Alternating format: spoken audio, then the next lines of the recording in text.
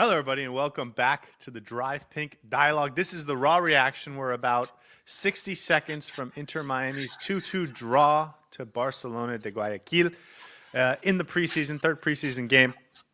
I think we saw a lot of interesting and good things and a lot of, I think, just, a sour way to end the game. You get a red card, seemingly tough, and then you give up a goal a couple minutes later, and that's what kind of cost you the win. But ultimately, it's the preseason. It doesn't matter that much.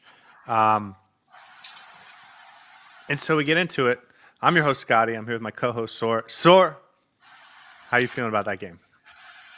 I think it showed us some interesting things, but at the same time, there are a couple of things towards the second half that I think left us a little bit to desire. But it was a preseason game and exactly what we would have predicted out of it. Overall, I thought it was positive for Inter Miami in a lot of ways, and that's what we should take away from it. Yeah. Well, I think maybe the best takeaway is that Messi looked good, like really good. Yeah. He looked like himself. Had a fantastic goal, by the way. Oof. That was brilliant. I don't know what the quintessential Messi goal looked like in 2012, but I think in his Inter Miami time, that is sort of his quintessential goal. Let me dribble to my left until I get the shot I want, and then I take it, and then I score. So Messi looked great, got an assist on the Berterame goal. Berterame gets his first goal, helped by a deflection, but it counts nonetheless. It was a great goal.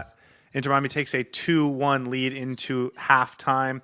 And then they give up two goals that were moments of, let down. I think the first goal, obviously, if you're going to go for it, if you're doing St. Clair, you want him to get it. Yannick Bright loses his man a little bit on the far post.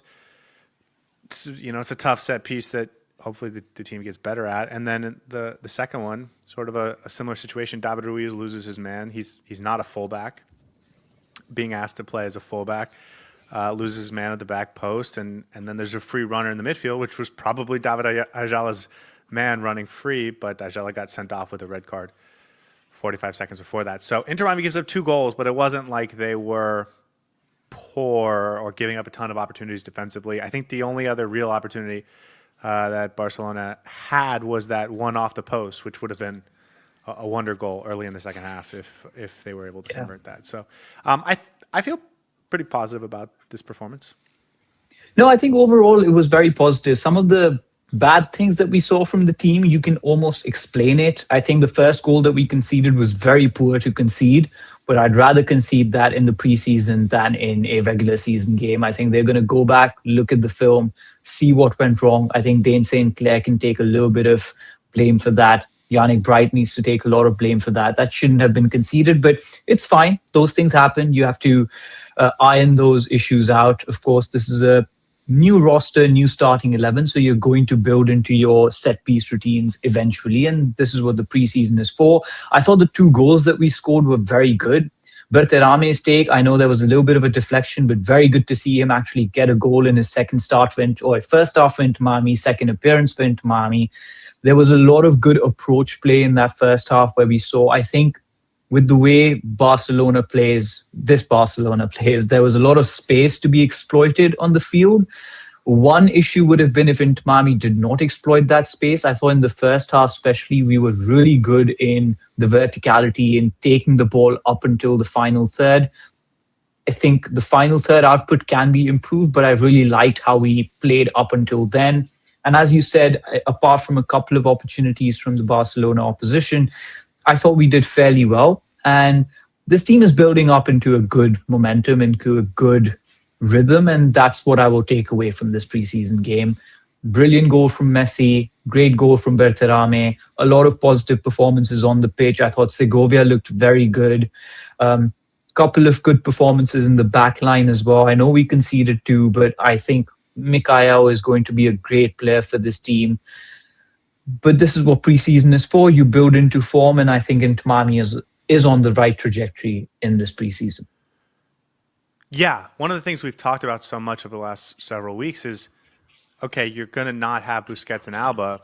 You still have talented players, but how do you get the same product, even if it doesn't look exactly the same. And part of that is how do you progress the ball through the midfield? And I thought we saw them do that much better today, as you mentioned. Ian Frey, I thought, was very much involved in trying to be a creative outlet down that right side.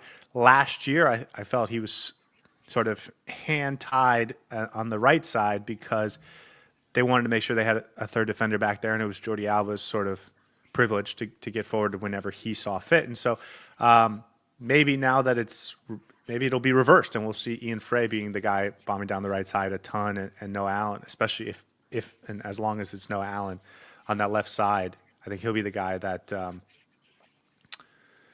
will be more of a reserved sort of fullback and then gives Frey a lot more creative freedom.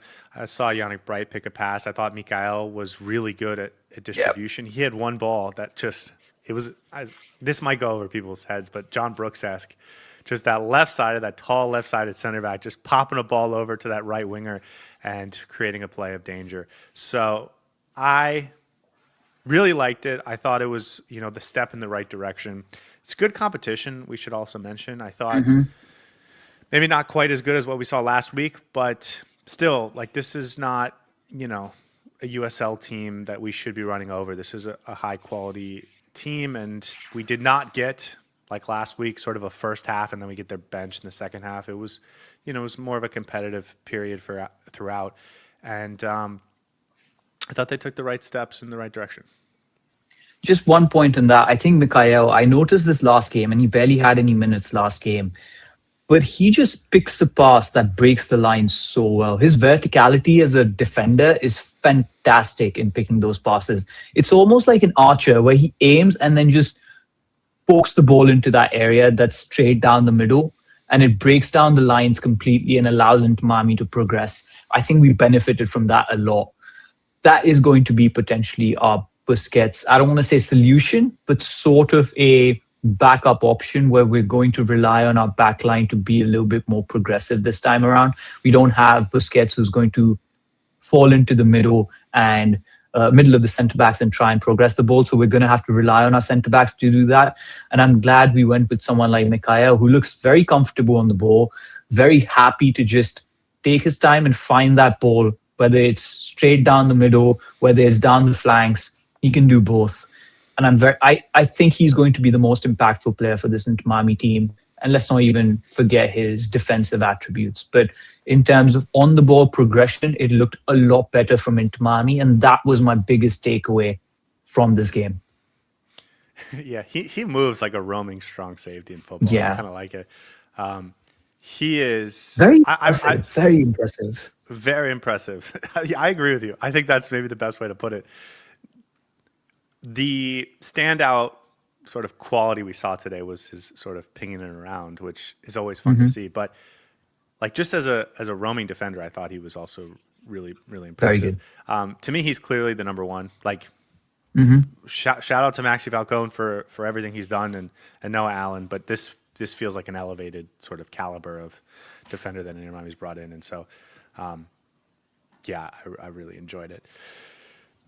Ian Frey, mentioned him already. I thought he did a lot of ball progression. And one of the things that I've sort of wanted to see them push more for the last 2 years is the relationship between Messi and Ian Frey.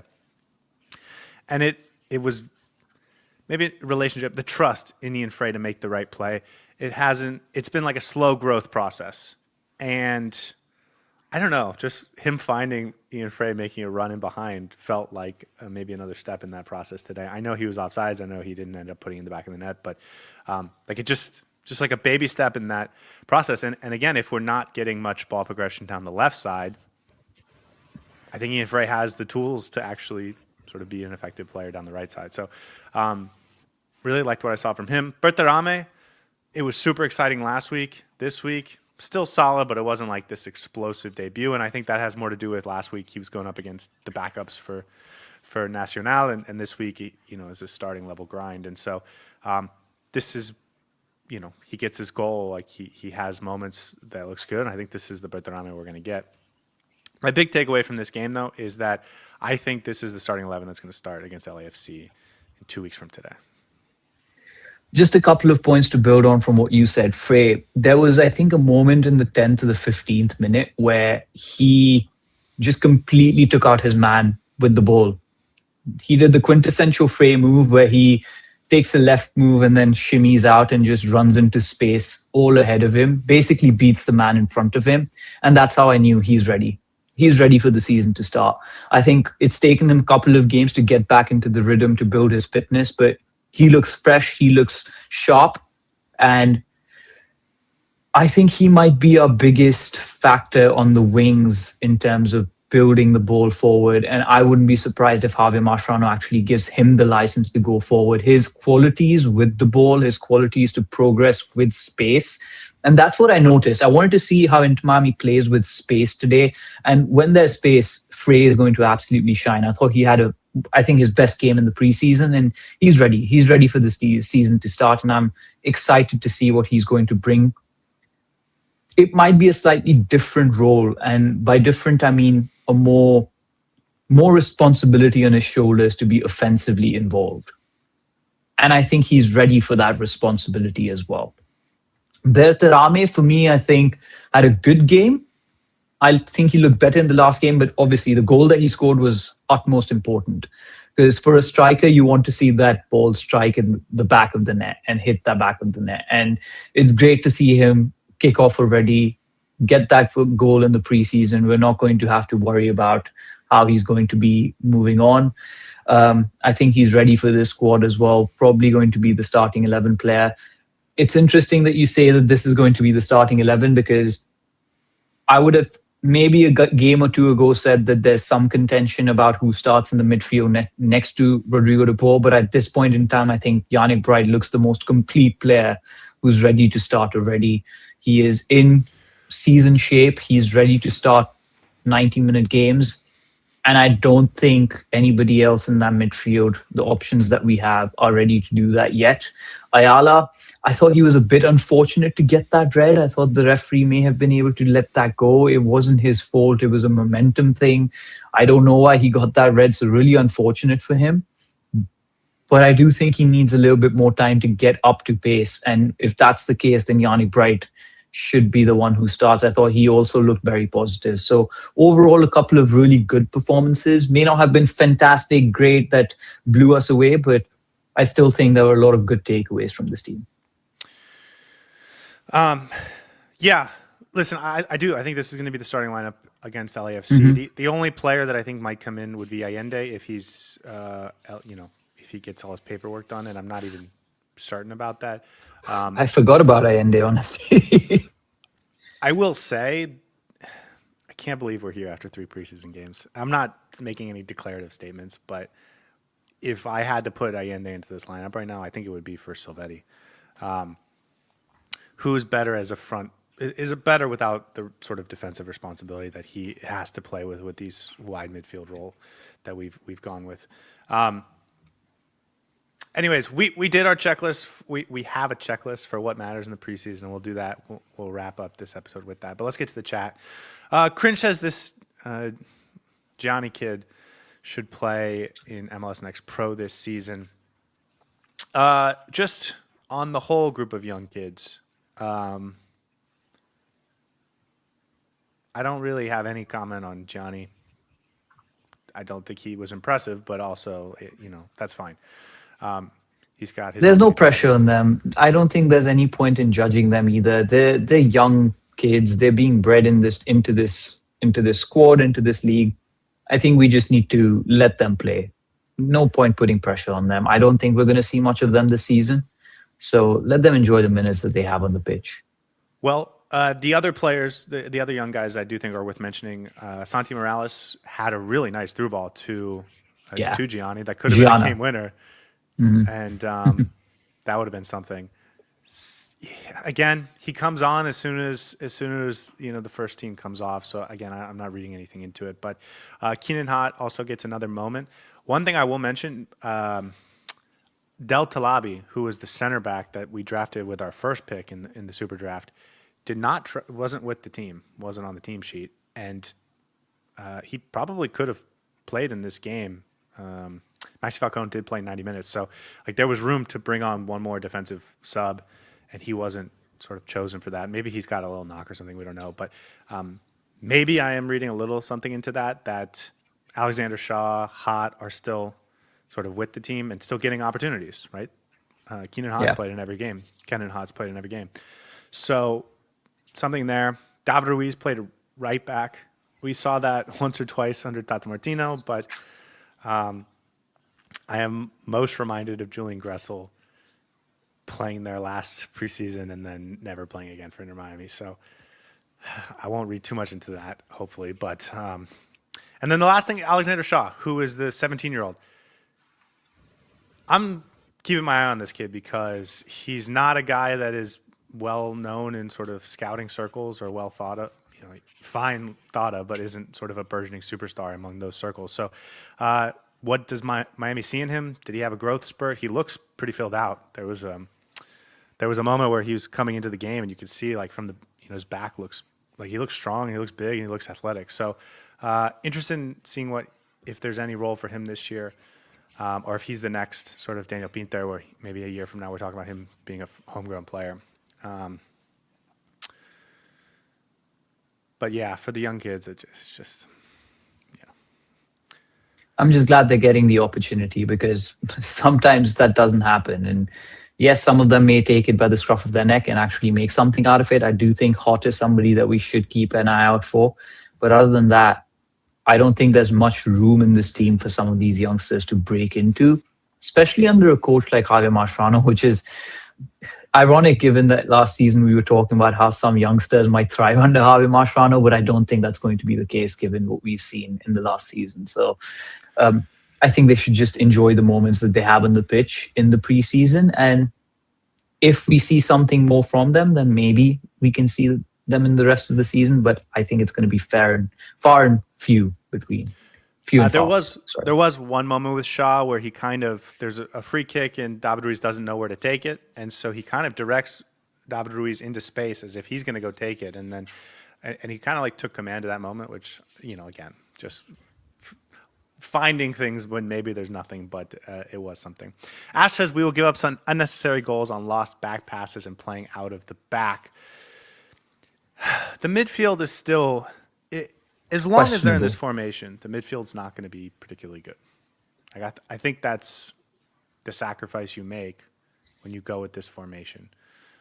Whether it's Ayala, whether it's Baltasar Rodriguez, whether it's Segovia, whether it's RDP, whether it's Yanni Bright, like whatever combination you put in when there's only two of them, it's not. They're going to get overrun at times, and they're going to struggle to progress the ball with just the two of them. So for me, I don't like it, but also I don't know if we need to rehash this conversation every single game. It's going to continue to look like this for as long as they play with this formation. I think it's going to be problematic as the season progresses. Don't be surprised if we actually move into a different sort of a formation, or one that actually allows these two midfielders to just focus on their defensive duties and then have a third midfielder that's more of a floating one that adds to the defensive line. But I saw the issues in the first game itself, and I don't think it's going to improve if you continue to play this formation. I don't think it's a personnel issue. No matter who you put in there, the issues are going to be the same because the spacing is all messed up in the structure that Javier Mascherano likes to play. And then you're automatically just playing with one less body in the middle. In the MLS, that's almost suicide. I think it's not going to improve unless Javier Mascherano, as you said, changes the formation itself. In some games, we may be able to get away with it, but in other games, we're probably going to struggle when the midfield is better than us, both physically and on the ball. So unless we have a third midfielder who plays as a number 10 that's going to defend, I think this midfield is going to struggle with that two-man pivot in the middle. And I don't think it's going to change anytime soon. I do think Javier Mascherano is going to eventually be forced to change that. But at this point in time, I doubt you can lead the donkey to the water. So no point rehashing that conversation. Luis says Ajali continues to be lost. This is why Baltasar will be back. DSC's first goal came out too far. Second goal misread the crossing. Several bad passes in the first half. And Corinne says the bench is not where he wants it to be. Here's what I will say: the bench is, in my opinion, fine. It's just today we didn't see the bench; we saw the entire second. The bench lineup. bench. Yeah, the bench is bench. They made 10 substitutions, I think, in this game. So You have to remember, this is preseason. We're not going to see this many substitutions. This is not the bench that we're going to put out in all of those games. So I don't think you can judge that by any means. if this is the starting 11 for that first game, you're talking about having Allende on the bench. You're talking about having Suarez on the bench. You're talking about having David Ajala on the bench for Kunomura, David Ruiz, Gonzalo Lujan, Rocco. Like, they'll be okay. Yeah, I think we're fine. And then Tracy says center backs looked good playing out of the back. Mike Yao looks great. And that's, to me, was one of the biggest. That's the biggest talking point. Yeah. Yeah, he does. He looks like a class above what we've had. Just a different caliber, different tier of defender, in my opinion. You know what it is? He makes me feel safe. It's like somebody's giving me a warm hug. And that's what it feels like. And when you feel safe with your centre back, when you think you can give him the ball in any space and he'll be fine with it, he'll deal with any issue, that's such a good place to be with your centre backs. Because for the longest time with this team, we've always had that question mark: are the centre backs good enough? And now I think we're finally at a place where Mikhail he's just mature enough to deal with anything that comes our way. And I have a feeling that's going to precipitate throughout the team itself. And if not the team, then at least the back line. He's just going to organize us, keep us in the game, make sure we're structured properly. And that goes a long way if you want to compete in tournaments, especially. I'm very excited for him. I genuinely think after seeing him last game, I said this and I'm going to say it again, he might be my favorite signing of the season. He reminds me of like a center back in the MLS for a team that has decided to go all in on defense instead of offense, which is rare. But like, I just think sort of prime Walker Zimmerman or Adelson Malanda for Charlotte over the last couple years. That guy for who's the kid from Colorado that's Canadian that ended up going to France that we were just so impressed with. I can't remember his name, but like it just feels like a prime MLS defender at sort of the peak of his powers. It's really, I'm very excited about what we're going to get from Mikael. Stock says, what did you think of Matteo Salvetti today? Work to do. I think there's still work to do. Doesn't look fully sharp. Maybe the structure isn't helping him, but I don't think we're seeing the best of Salvetti in this preseason. And I'm okay with that. I think it's going to come eventually. But right now, it's not clicking for him with the front line as of now.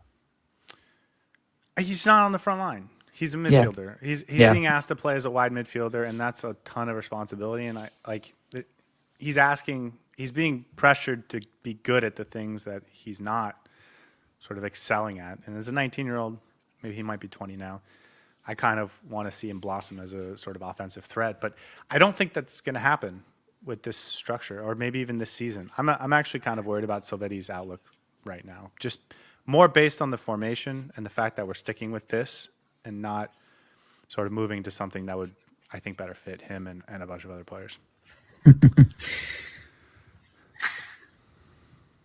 Pepto says relying on our center back to make through passes when our cam should be doing that. I have to be honest with you guys. The player who most resembles an attacking midfielder in this formation is Lionel Messi. I'm not sure what you're asking for. I really don't. Like, you're not going to take Yannick Bright or Rodrigo de Paul off the field and put a true attacking midfielder that can't be combative in the midfield, or you'll just get run over defensively. He is our cam, though, isn't he? Messi is the cam. I know he plays at the front too, but he's the central attacking midfielder. Yeah. Yeah. So I'm not sure what people like. I don't know what a cam. What? Okay. Thiago Almada, for example, I think is like a really high level MLS perfect. Yeah. Cam. He doesn't fit into this formation. Like, you'd have to change everything. And I think if you change everything and you put, Salvetti there or Messi there or Segovia there, like it looks a lot better. But with this formation, Messi is that role.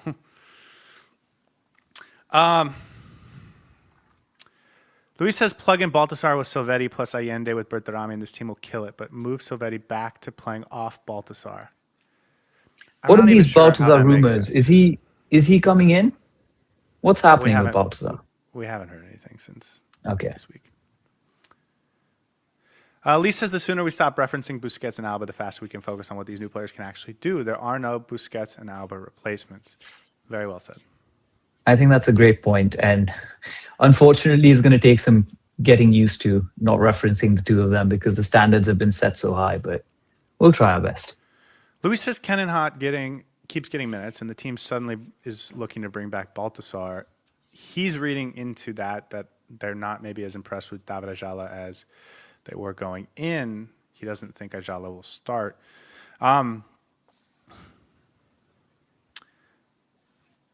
First of all, what have you thought about Ajala so far this preseason?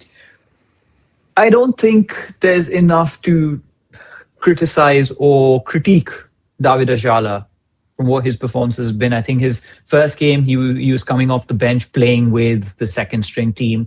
Second game, he started, didn't look particularly great, but it was fine. Third game, obviously, barely had a cameo.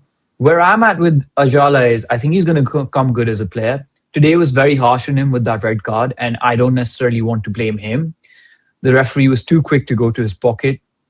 Yeah. Well, he is going to have to compete. Forget the red card because... Yeah.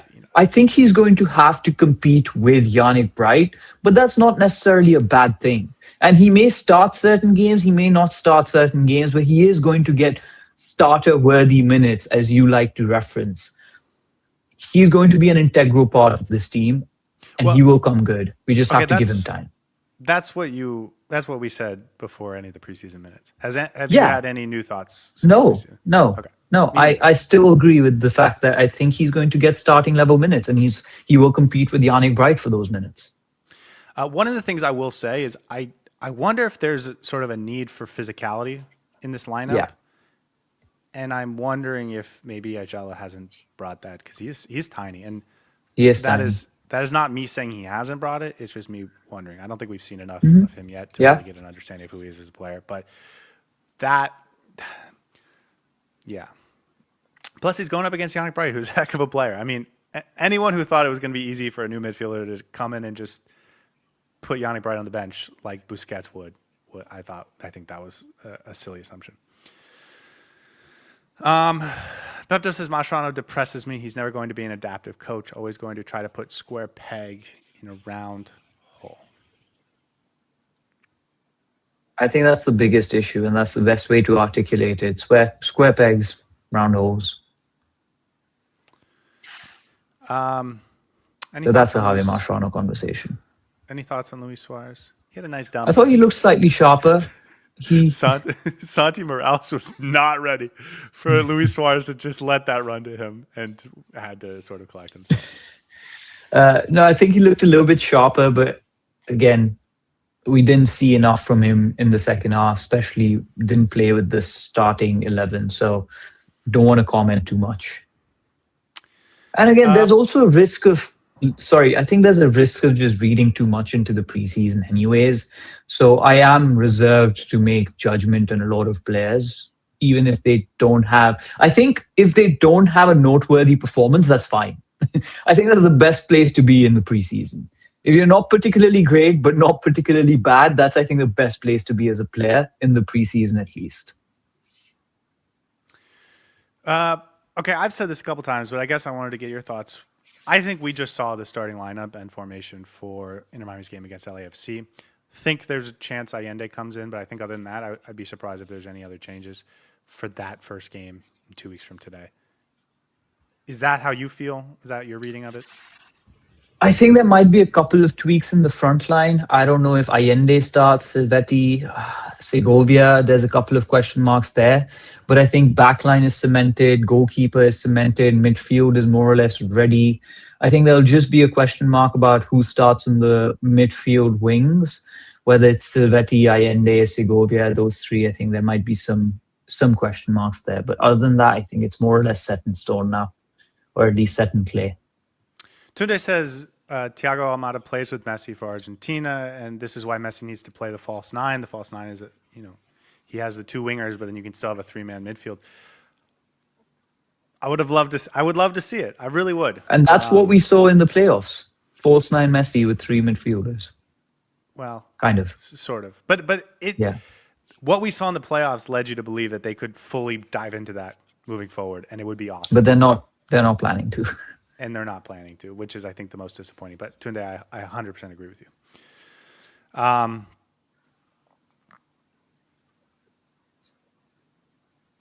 Sir Octi says if Baltasar comes, there's a lot of Baltasar talk. I don't. Does Baltasar comes Nah, back? I don't want to No, entertain that, man. Well, I guess my question is, apply it to Tadeo Allende, who is coming back. One of Segovia or Sovetti goes to the bench for Allende, or Allende stays on the bench. I don't know. How do you feel about that?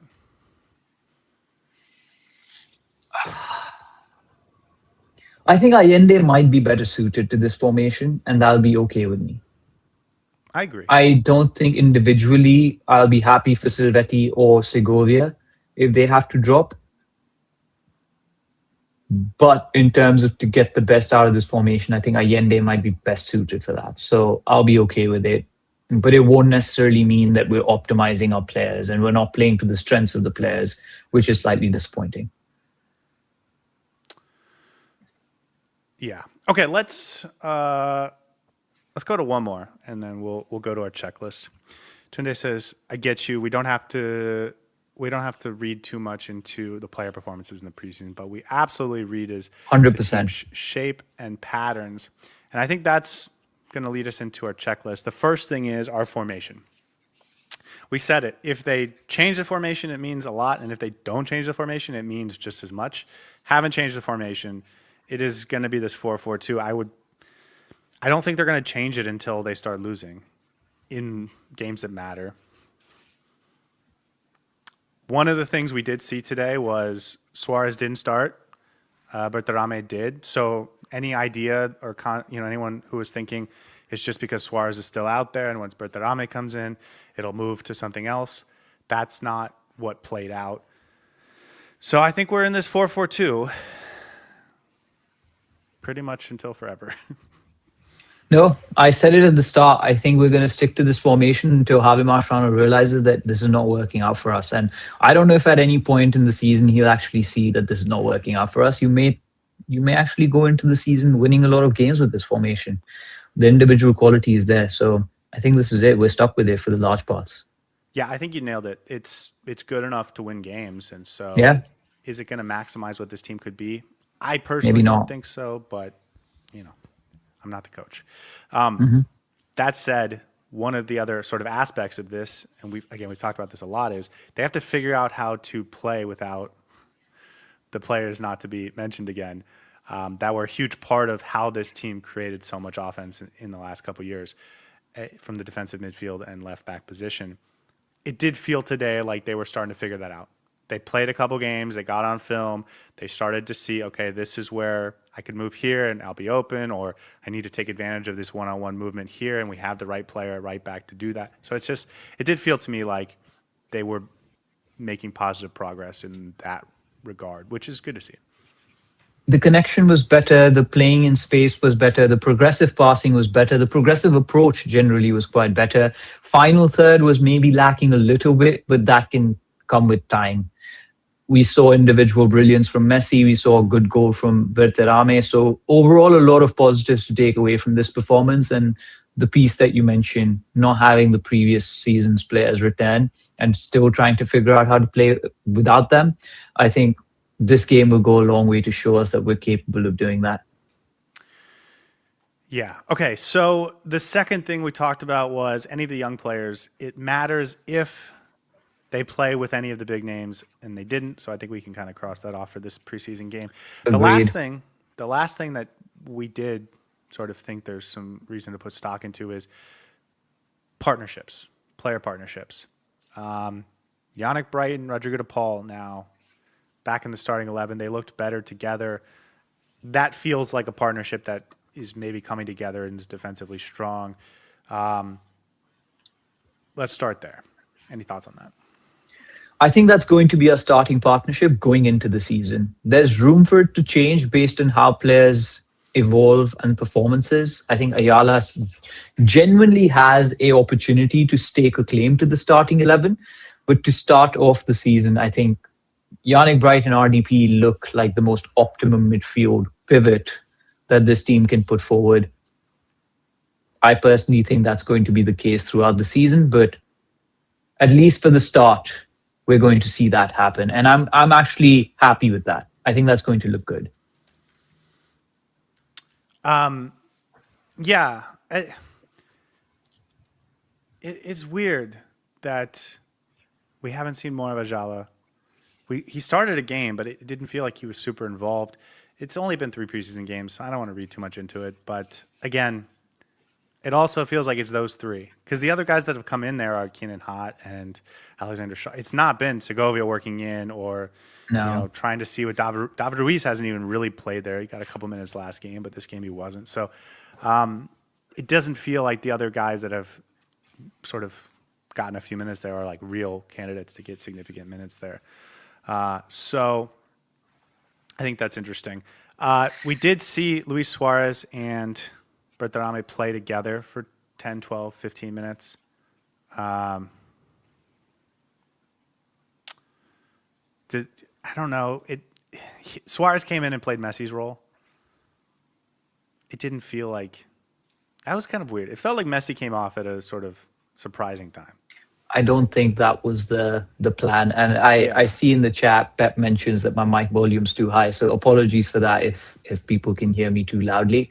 I'll try and adjust it properly. But no, I don't think that was a planned substitution. And he may have come off at a time when he maybe feel something in his legs or whatever.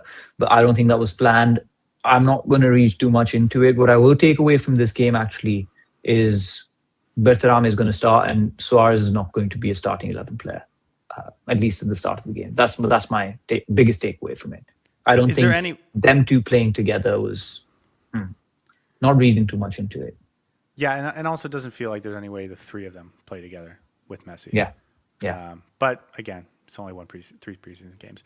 I do just want to say Baltasar Rodriguez started for Racing today. I don't think that would have happened if he was on the verge of making a move. So, again, I think maybe hold off on the Baltasar conversations until further notice. Is there any other sort of combinations? We saw Falcone and Gonzalo Lujan in the second half, and that was very reminiscent of what we saw from those 2 last year. Facundo Moura came on. Do you have any thoughts on Moura? He also doesn't feel like he's coming in to supplant Ian Frey in the immediate term. Like, okay, let me put it this way. Mikael comes in, and I watch him play for 20 minutes, and he does feel like a class above. With Ajala and with Facundo Moura, it hasn't felt like it. It feels like they're going to fit in, but not. Go ahead. I have the perfect analogy. Okay, go ahead. Facundo Moura is closer to Chelo Wegan than he is to Ian Frey. And I'm not saying he is Chelo Wegan, but he's closer on that side of the spectrum than he is on the Ian Frey side of the spectrum, which leads me to believe that he's going to be a backup option. Does that make sense? I don't want to go there yet because I think it's still pretty early. What I will say is he's on the Cello side of Ian Frey compared to the Jordi Alba side of Ian Frey, if you know what I mean. So far, but it's early. Whereas I think we've seen with Mikael or Bertarame, like they come in and you could see. You see the spark. You see that this is going to work immediately. And I think with Moura, there's still question marks there. Okay, I'm just looking over all of the sort of substitutions and changes, but is there anything else on your mind from this game before we get out here? It is a preseason game. We don't want to read too much into it. I think last point that I will say, go on. Go ahead. Well, he played 90 minutes. No Rocco appearance today. Again, I think people are jumping too quickly on the Dane St. Clair conversation and what he means. I don't think he did particularly well in that first goal. Should have done a lot better. But he had a couple of other moments where I think he smothered the goal better. Maybe wasn't great with his feet. But I don't think I'm going to read too much into it. Let us give a sample of at least 10 games or 5 to 7 games before we start judging him. And the last thing I was going to say was, for me, the centre-back partnership of Mikael and Maxi Falcone is going to be very, very exciting to watch. I'm looking forward to that one. I think if we get Maxi Falcone in his playoff mode with Mikael, with what we've seen so far, I think that might be a really spicy partnership. I will say I saw some talk on Twitter, and not that I necessarily agreed with this, but some talk about Maxi Falcone and maybe Mikael's not the right partner for Maxi Falcone. And I was kind of surprised to read it the way I read it, but if that partnership doesn't work out, it's Maxi Falcone who's going to lose his job. Oh yeah. I agree. So I hope everyone sort of realizes that. Yes. That's all I got, man. I thought it was okay. I thought everyone was okay to good. I didn't think there was any really poor performances. There was a couple poor moments from St. Clair, from Yannick Bright, from David Ruiz loses man at the back line. But I thought overall it was pretty good. They keep 58% possession, had a 2-1 lead until they go down a man. So I thought it was solid all the way around. The most important thing to see from a preseason is if the players are improving, if the trajectory of the team is upward. And for me, that was the case in this game. I think this was the best game we've played so far in the preseason, slightly better than the last time. And overall, the team looks sharper, better prepared, ready to go. A lot of players individually look ready to go. Some players maybe need a little bit more minutes in their legs. But barring a few individual errors and moments of lapse, I think it was overall a good game to watch and some good goals as well. So let's keep going. One more game, Puerto Rico next. Independiente is not going to be an easy opponent by any means either. So that's going to be a good game as well. But yeah, it's preseason, game by game, incremental improvements, and that's all we can take. One last thing, because Pepto just mentions it in the chat, and I saw this on Twitter too. He says Mikael is a bit slow. It's true. I felt he was rangy and athletic. I don't think so. No, I thought he was very fast. Not very. Okay, no, I don't think he was very fast. I thought he was fast. I thought he was pretty fast. Yeah, especially in the sprint. But the way he moves around is really like fluid and natural. I think he's quicker and more athletic than Maxi Falcone. I don't think that's even a question, in my opinion. And especially we found our new favorite player, haven't we? I love a left-sided center back that can ping it around. It's my second favorite thing in soccer, behind a just dominant defensive midfielder. And we might have both of those right now. I don't know. Anyways, I guess that's it, guys. Thank you so much. We'll be back later this week. I hope you guys join us. But until then, by the way, I should mention next weekend's preseason game is Friday night, the 13th. It is the Puerto Rico game in Bayamon, which is San Juan suburb. It's a baseball stadium, so I'm wondering how that's gonna work, because that's not always been fun when we had to do that in NYCFC. But we'll see. Anyways, guys, we'll see you guys again soon. Have a great night. Hey everybody, thanks for tuning in. Do us a favor and hit that like and subscribe button. Since our first viewer, sharing this with you all has been the very best part. So from the beginning until the end, thank you for being a part of this and have a wonderful day.